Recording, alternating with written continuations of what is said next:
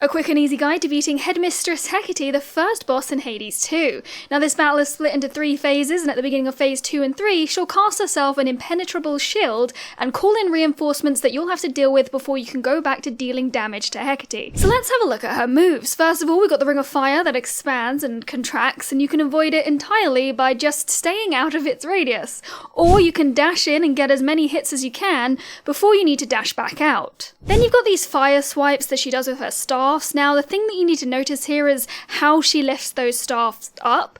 So if she lifts them both up and to the side, then she'll attack once, turn slightly, and attack again. So it's basically 2 singular moves in quick succession. However, if she lifts up both staffs straight up to the sky like this, then she's going to shoot 2 waves at the same time. And if that confuses you, maybe you're new to Hades or roguelikes in general, you can go for the safer option of attack, then dash and repeat, so you never get hit and you slowly chisel away at her health. Next we've got these flamey boomerangs, because they do come back, but they are very easy to deal with right now.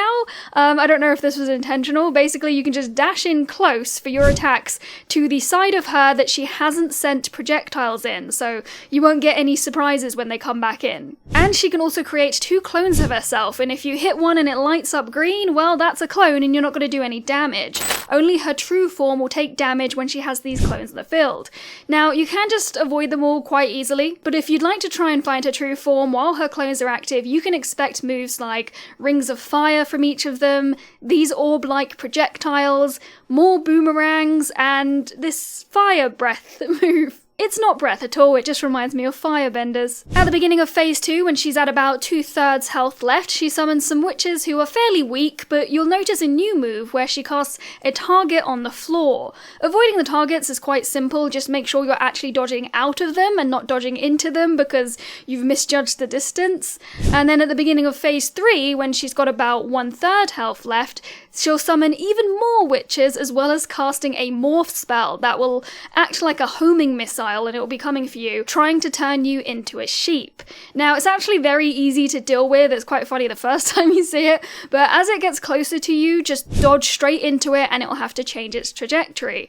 After about 8 seconds, it will disappear entirely and you can continue. The best tips that I can really offer here, they're not boons, they're not keepsakes, it's just take your time, don't panic, play it safe, you will get a lot better over time and you'll have a lot more like power-ups to help you. She's quite a simple boss once you get the hang of it, and yeah, if you're anything like me, I tend to try and play for speed, even though there's no point doing that right now. You can just play it safe. You take the time that you need. Thank you everyone for watching, and I hope this has been helpful.